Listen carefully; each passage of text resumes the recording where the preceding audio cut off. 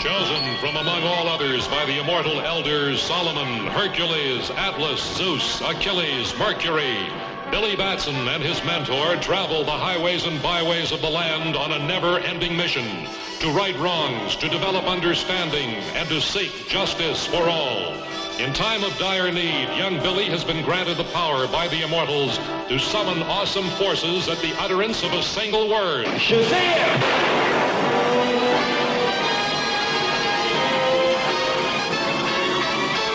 A word which transforms him in a flash into the mightiest of mortal beings, Captain Marvel.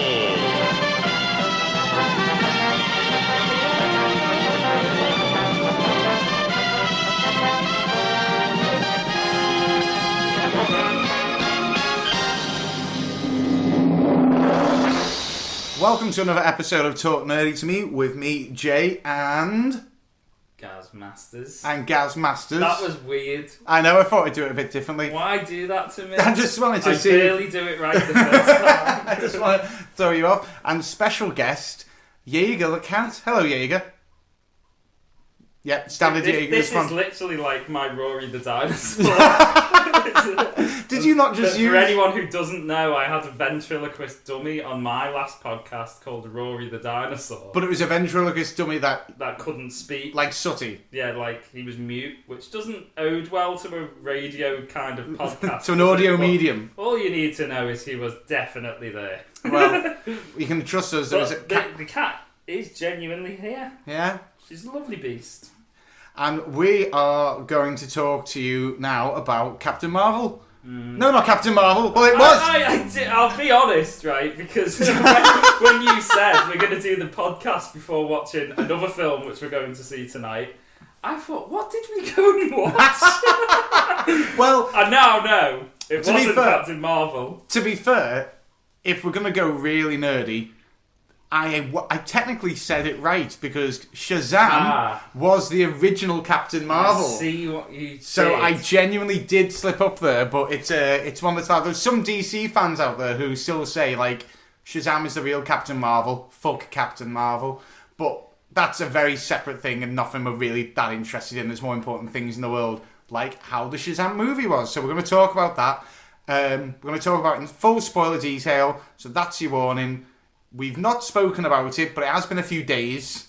Yeah. It was like Monday, did we go see it? Tuesday, Monday? It's Thursday now at the time of recording this, so it's been a few days. I can't remember.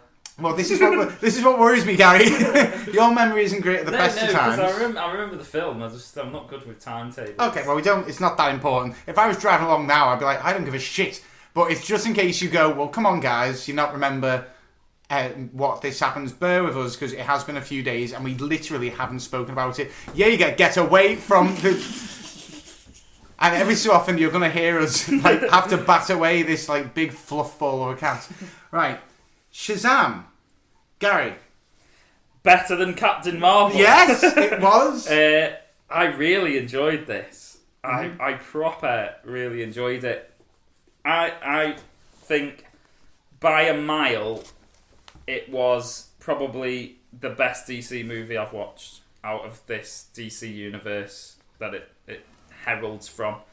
I just thought it was great. I think DC just nailed it. Like you used to say about Marvel films. Humour, spot on. Mm-hmm. I thought the action was spot on. The general plot was really good. It blew me away, to be honest, because I'm so not used to saying that about watching a DC movie, and Aquaman was a good start to get him back on my good side. Was Wonder Woman that a good start? I didn't really connect with that as much as most people did. I still thought it was relatively dull in parts, but this is what... I haven't enjoyed a superhero movie as much since Ragnarok. Ooh, that is quite a bold claim. I like the Aquaman thing that you said there because I like this easily as much as Aquaman, which I said to Chris. Asked me what did you think of Shazam? And I went just to wind him up because he still hasn't seen Aquaman. I said, well, I liked it as much as Aquaman, and he just sent back a crying face and went, oh, so you didn't like it? It's just like, no, I did. Just watch Aquaman.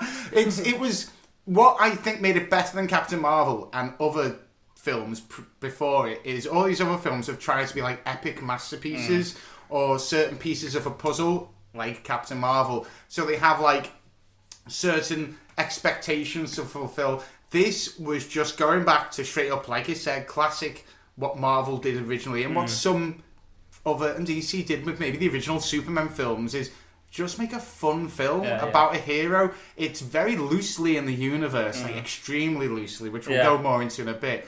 But you're right, the humour, the action, the story, it was all just spot on. Yeah, and I think that's it. I think like where Marvel's almost tangled itself into this web of late of having to deal with the bigger picture almost. This was very much like, we know we're a DC movie, but the only thing you're going to really get is a few very basic, you know, he wore an Aquaman t-shirt in one scene and made a reference to it, and the Superman thing, and the Batarang was just in Batarang, whatever. Batarang! the fish took a Batarang. The Batarang. So I just thought that worked really well, and it almost had a relatively Deadpool vibe to me. Not in the sense that the humour was exactly the same as Deadpool, because obviously Deadpool's a bit more like breaking the fourth wall. Yeah, it's much more adult humour, I would say. But it reminded me of that because it's a film that sits in the universe, but very much sits in its own place. Oh, hold on. Sorry. Just realised one little thing. Might have got a little vibration there. Sorry, everyone, but in recording on a table and I forgot to turn the vibrate off. Continue, Gary. Yeah. So, I mean, if I'm mentioning Deadpool for Ragnarok, you know I've enjoyed this film because they're both films that I've rated very highly. So, and I think, I honestly, like, I don't know. Let's go into what you like. Let's go into what you like. Okay. You're definitely gushing right now, which it's been a while since I've seen you gush. And I think deservedly so. I think they got the casting absolutely bob on for both parts.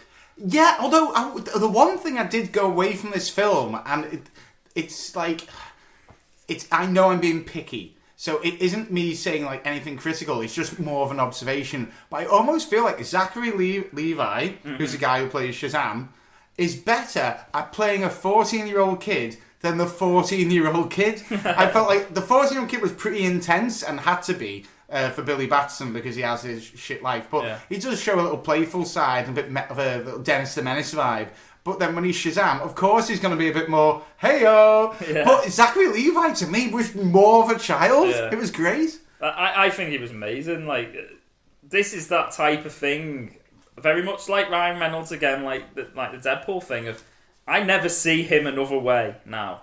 I've never Deadpool. Obviously seen comics or anything, but this is, again, similar to me with everything, essentially. But he is, for me, he is Shazam. And I know some comic book, like, major players in, like, oh, I love Shazam or whatever, might be going, fuck off, no, you're completely wrong. Like, I see it a different way. But for me, he is Shazam now. Yeah, there was I won't get away from that. There was a little pushback when he first got the role, because for starters, some people were like, well, obviously the suit isn't his real muscles.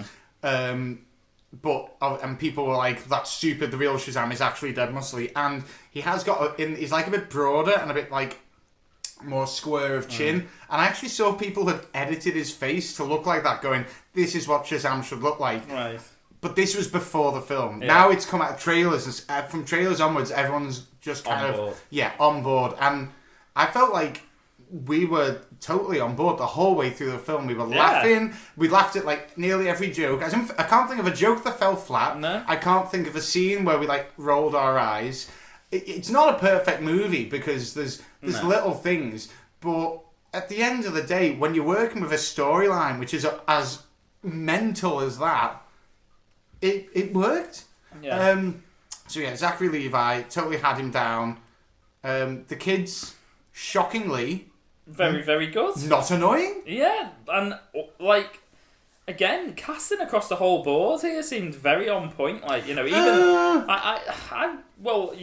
you're obviously going to differ on this by that sound, but I thought all of the kids came across very well. All of the kids did. His friend, the friend / half brother, I guess. Yeah. Whatever it ends up being. Adopted brother. Yeah, the little girl as well, and then Darla. who she turned into was brilliant. Darla was like, it's very weird because I read the Shazam comics, and this family that have been brought in a New 52, Darla is one of the more memorable ones. And as soon as that little girl ran on, I just instantly went, Darla. All the other ones I had to figure it out from the age or from how they acted. But Darla, as soon as you came on, I was like, holy shit, that's the character. That is the character. And she must be young as well. And to nail that. Yeah. And then, like you said, the one who plays the adult one, fuck me. Yeah. That's scary. And that's the thing that excited me most about the film ending was thinking, well, what are they going to do with this? Because now they've got this whole concept of A family. the family that turn into Shazams. whatever they are. Yeah. Shazams. Shazams. And also, I mean, for fans of the OC, Seth's fucking in it. Right. Who was Seth? Was he Seth the one who played is the guy? Not Ryan. the more nerdy one, the one that was into comic books. Yeah. The one in blue. Yeah. Right. Yeah. Okay. What? I love that.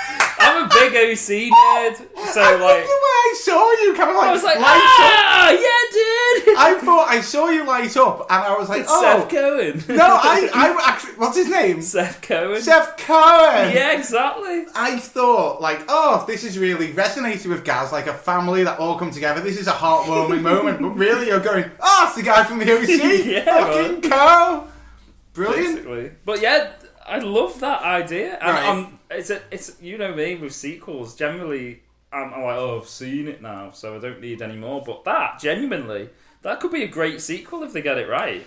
Yeah, I think there's potential. We'll go more into that in a bit because there's such a. We talked about that. That was the one thing we did talk about on the way out because there was obviously after credit scenes. But speaking about casting, my biggest problem was Dr. Sil. Oh, what's his name? Savar. The villain. Yeah. Really? Only because that guy's voice is epic. He cannot do an American accent. I did not for any moment believe he was American. I know him so well. When you're in the cinema, Gaz, he's the one who goes...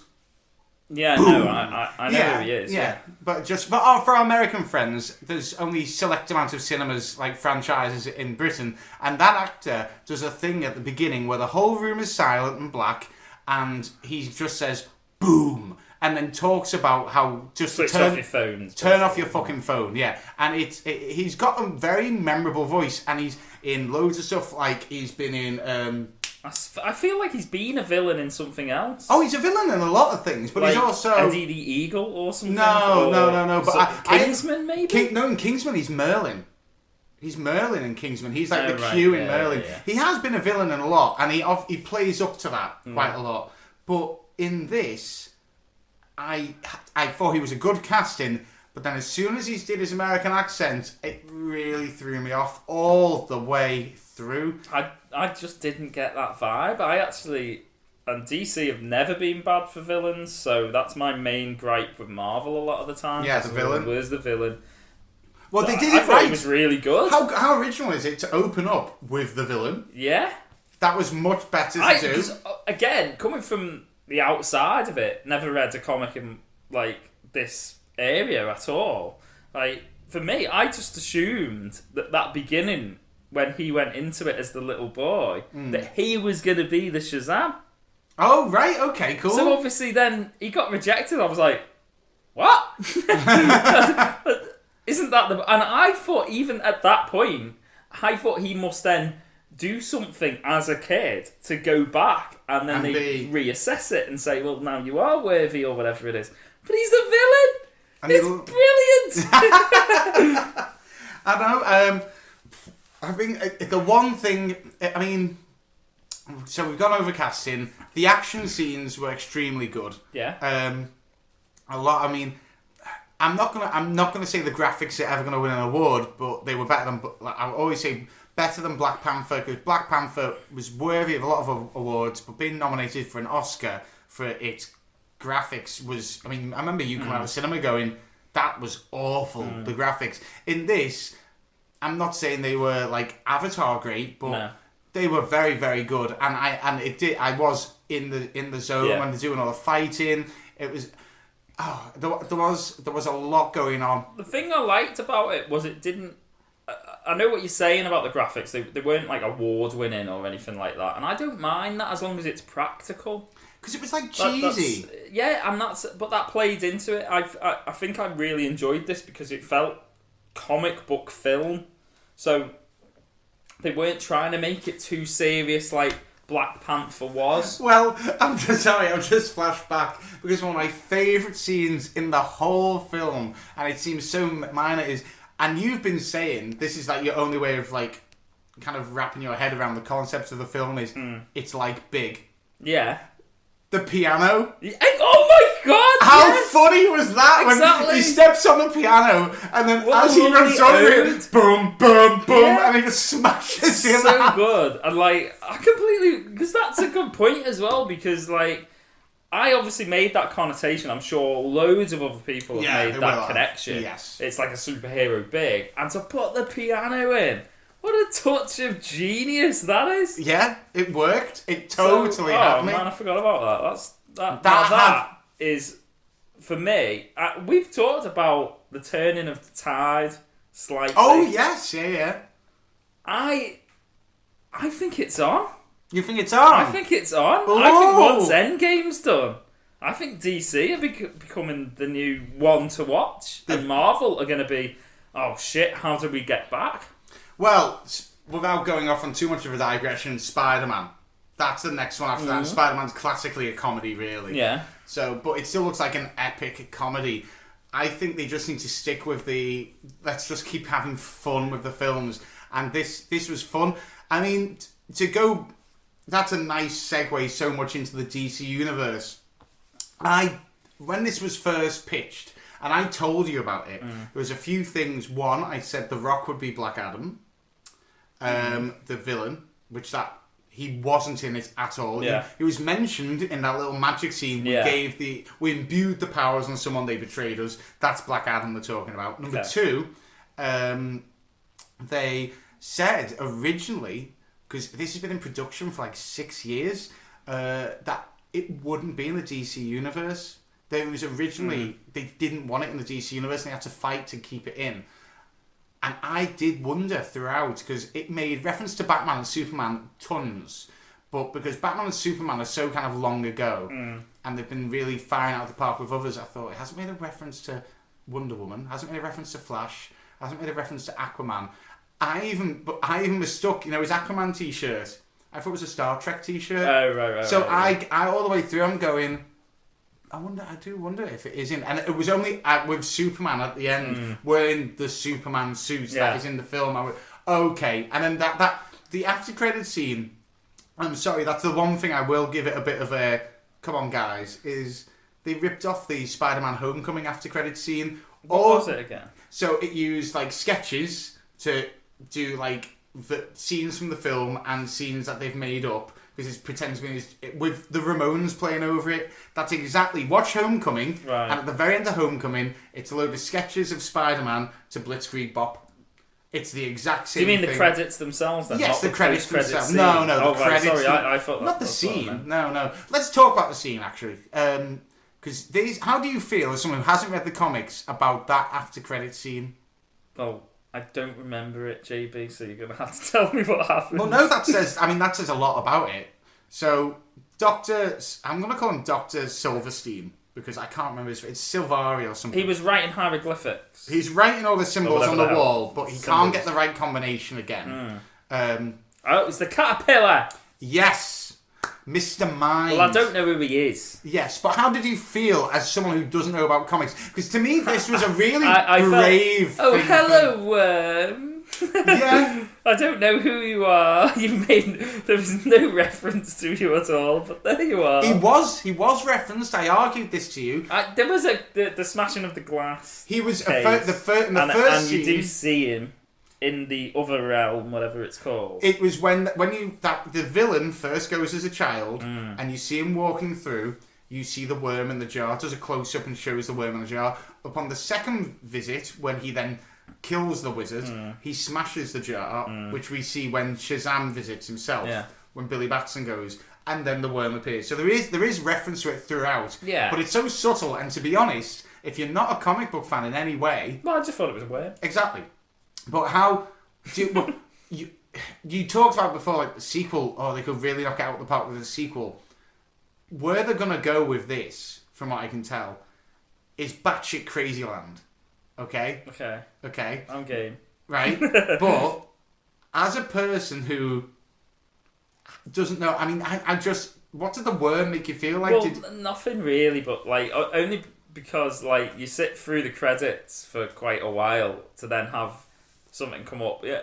Almost because most of the time when they've started doing these post-credit scenes in superhero films, a lot of the time it is a tie-in to either the next film or another superhero. Do you get what I mean? Yeah. Or another villain that's suddenly appearing or something to that effect. So certainly with how Marvel have done them is it's almost like a snippet into the next chapter you're about to get. I think it's always well thought through. Yeah. Like, it's actually got its own team. So it ties into the main Avengers story or something like like the Captain Marvel one, essentially. Well, my favourite one of all time, for me, is Ant-Man. So Ant-Man, total comedy film, essentially. Heist film, very small, not really, very on the edge of the universe, because you just have that one bit with Falcon.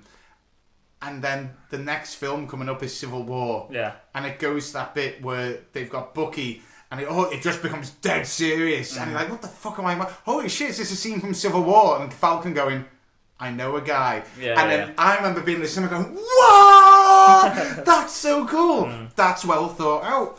This, after credit scene, I think is ballsy, but could just fly over so many heads and become forgotten. Totally forgotten. I just assumed from the post-credit scenes we were getting a sequel. And I already kind of thought that would be the case. I think we will. So, well, I really hope so. Because I think, as I say, this for me is like a big moment for DC. This is 2 hits on the bounce. For you? For me, it's 3 hits on the bounce. Hold on, did Wonder Woman come out before Justice League? I think so. Okay. I wouldn't know for sure. Fuck Justice League. I think... I don't know. I just think there's the only worry I have with DC now is the consistency of it. That's too. I really wasn't expecting that much from that I've really enjoyed. Do I then go into the next one now? Expecting. What is the next one? We don't know. Because they cancelled a lot, didn't they? They've cancelled a lot. And they delayed a lot. Well, from what we've been told, the only thing I can give you is, and I mentioned this on I've got a comic podcast called Undead Comic Cast that's on our channel, and I mentioned this and I didn't know, but The Rock has had to explain why he's not in this film, because he is cast as Black Adam, and he's a producer as well. He produced the film. That's quite a nice little snippet, actually. Yeah, little factoid. Do you know what? I love The Rock. I go and see everything he's in. Do you know what I mean? Yeah. And I loved this film. I didn't even know that, and now I love him a little bit more. He produced it. So, Black Adam is going to appear. He's probably going to appear halfway or at the end of the sequel. But to give him a bit of a set piece, they are going to do a solo Black Adam film. So he's going to have his own film that starts filming next year, and it's about Black Adam. But that will be dead. In all honesty, from what I know about Black Adam, that'll be dark as fuck. So that'll be quite a weird... It's like the anti-Shazam. Yeah. But whatever. He seems... That's what he wants to do. Do you know that's an interesting thought as well, of like the comic book films as a whole? Obviously, in a lot of like the comic books, they've done the heroes runs, and now they've been doing like villains runs. Yeah. We've got Mephisto coming up. Interesting if they just flipped it at some point and just only the villains. Right, let's just do the villains films from now on. I think that's where it's going. That would be interesting. Obviously, I know Joker. We've got the Joker. We've got Mephisto coming out. Okay. Oh no, sorry, Mephisto. That's Morbius. Yeah, no, Morbius is going to be the Marvel one, but it's Sony Marvel, so it doesn't count. It's like Venom. It doesn't really count. But I can see what you mean. They should probably go down that route. Mind you, Marvel have killed half their villains, so... Well, we don't know. The snapping might reverse everything and they might all come back. Of course. Maybe that's like the... We are digressing loads. This is what... Okay. Right, anyway. There's people driving along going, talk about Shazam!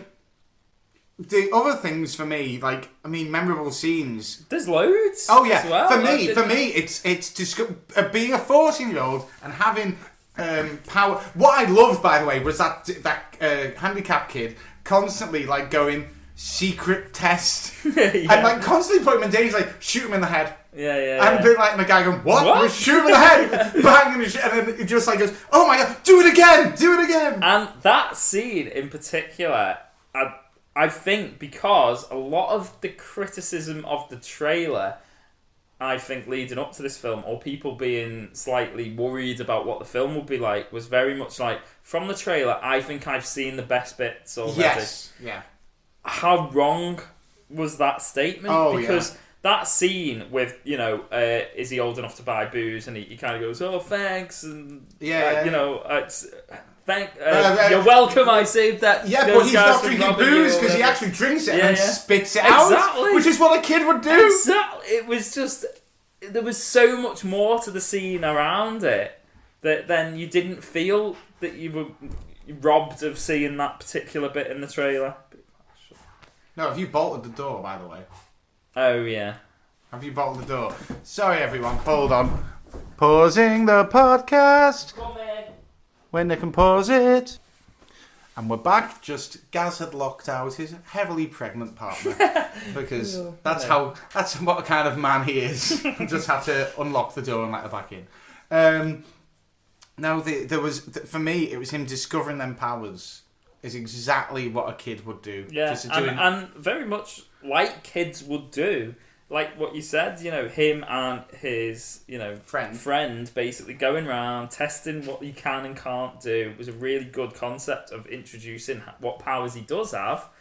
And there was so much fun around it, though. It never felt like the bit where they cut class. Yeah. That was so funny. Yeah, exactly. I was gonna get my dad. Hello. Yes, I work at the business. The business. It was just so well done, all the way through. And this isn't something we've always attributed to DC, but the humour was so good. Yeah. I thought they nailed it. You just wonder sometimes, how were they getting it so wrong for so long? Have they hired new writers?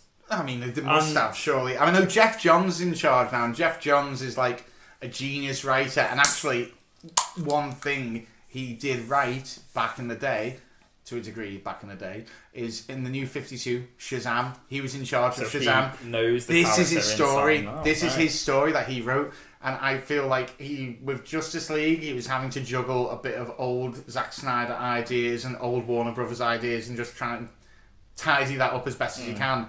He's now been given a lot more freedom to approve stuff, and you've seen with Aquaman and this, it's working. Yeah, and I think they got the character arc just so right. Yeah, can we talk about that? There's going to be a lot where, of people. He was suddenly becoming almost bratish with his powers, and his little sidey basically was telling him, don't get ahead of yourself, kind of thing.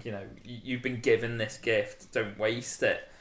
And it was such a nice... It just flowed so well. It brought out so much more character. The finding his mum bit, that whole thing was a moment I didn't see. This is possibly the only problem I might see with the film, is the tone, because the tone shifts sometimes.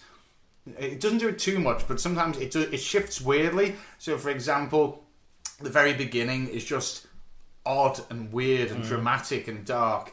There's cars crashing and people nearly fucking dying, and then it goes straight to a kid having a bit of fun, but it just about does it right, and then gets you back into comedy mode before then going back to the villain, who we have to. Well, I'll go to that in a minute. The villain going on a murderous rampage, him struggling, him being scared, and then him going back to his mum and finding his mum and dad, and his mum, being not interested whatsoever, and having that moment on the roof and going for it. All this interlaced with mad amounts of comedy.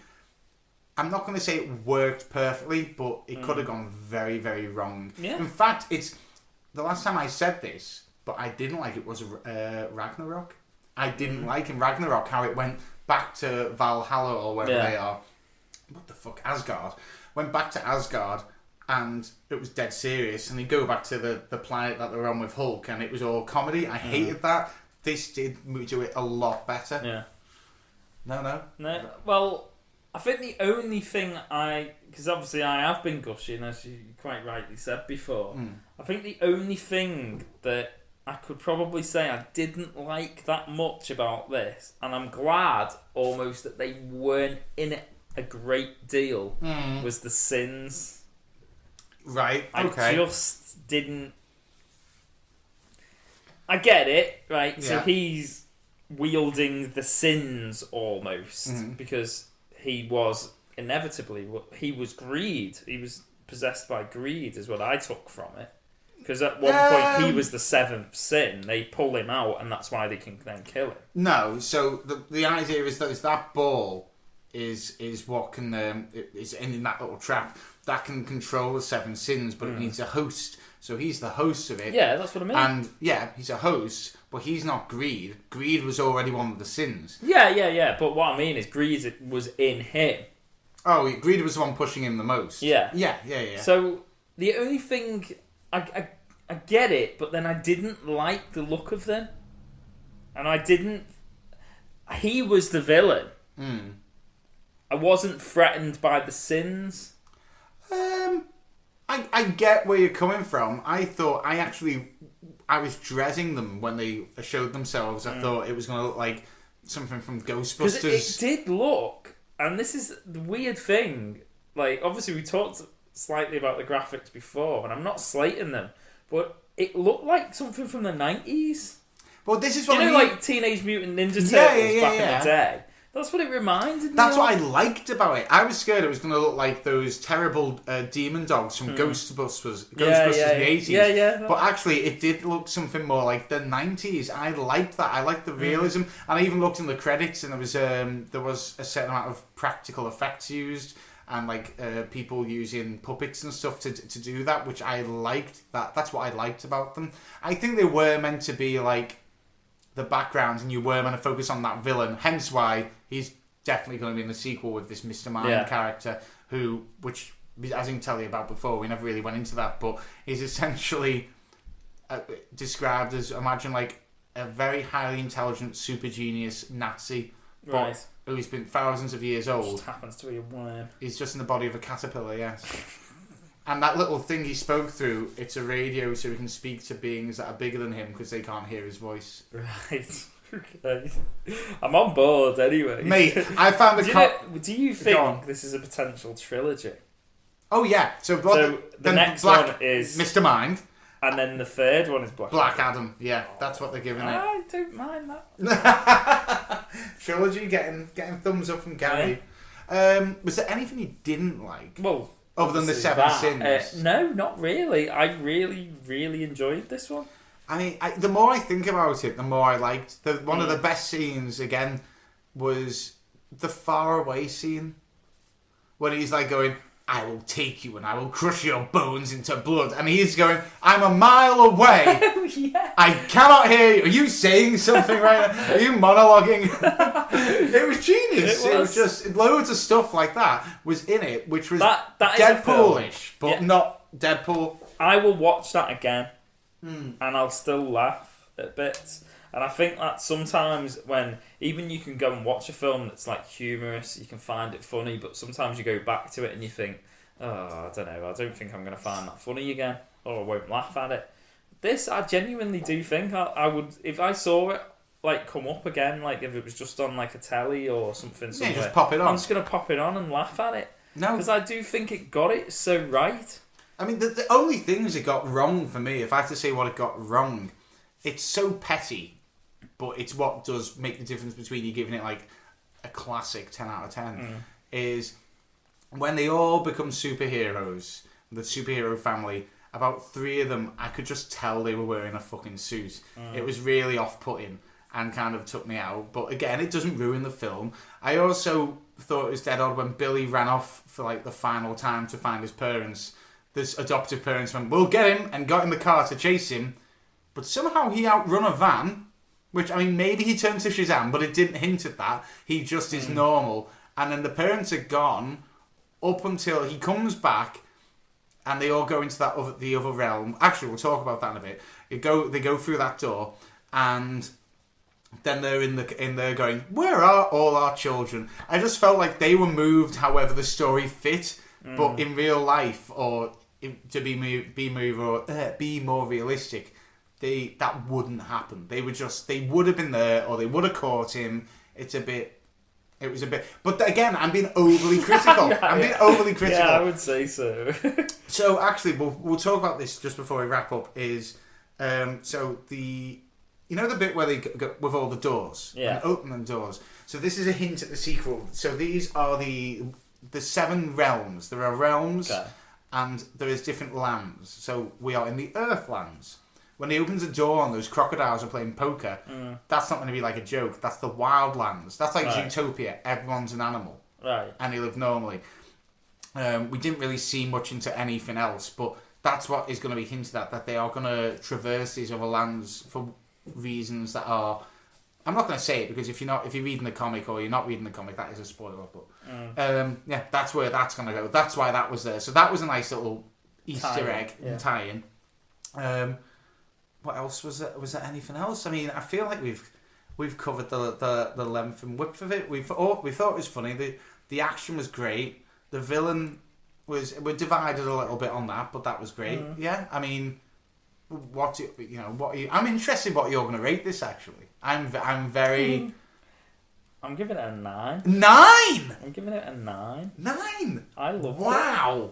I absolutely loved it. This is the type of film that, like, it reminds me almost of, like, the classic films I watched when I was, like, young, and they came out the 80s almost. Oh, yeah. And I just found them dead fun, but, like, it was good action, it was playful, it looks like a comic book film, it's got a lot of, like, I know this sounds, like, really, like, basic, but it had so much colour in it, it felt like. Yeah, for a DC film, there was a hue of colours.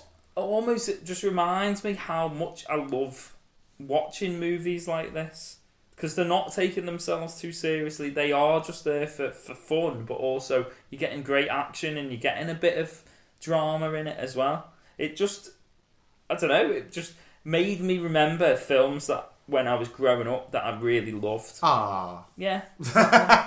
I'm sentimental, I'm old now, I've got a kid on the way.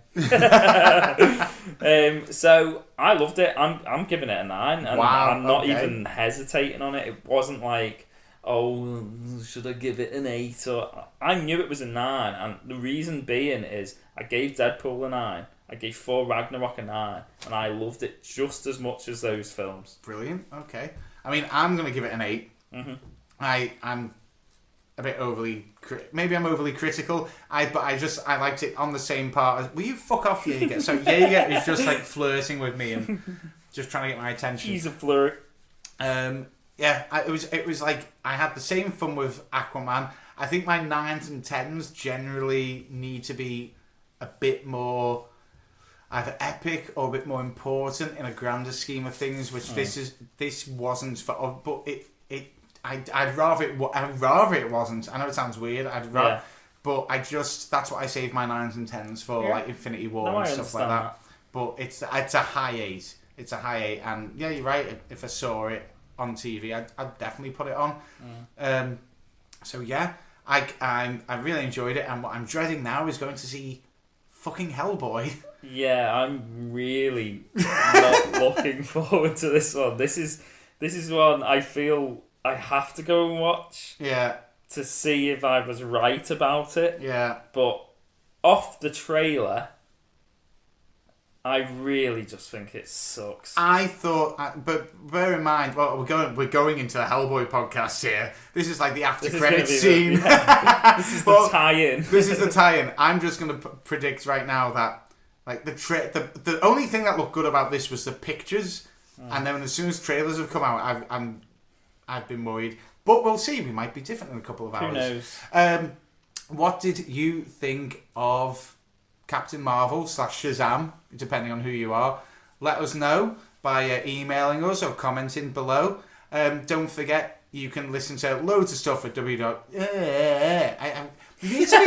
not the website. No, there needs to be, like, can we just scrap www. Can we just scrap that? Can we agree as a human race? Just say talknerdy.uk. I'm clearly talking about... What the fuck did you just say?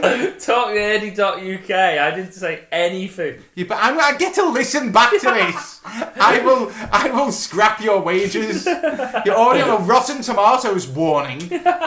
Jesus wept. Yeah, so we will see what happens. But yeah, thank you for listening. And yeah, I can't wait to watch more films right now with you guys. That sounded so weird. Well, yes, I can't wait to watch more films with you too. Oh, I can't wait, guys.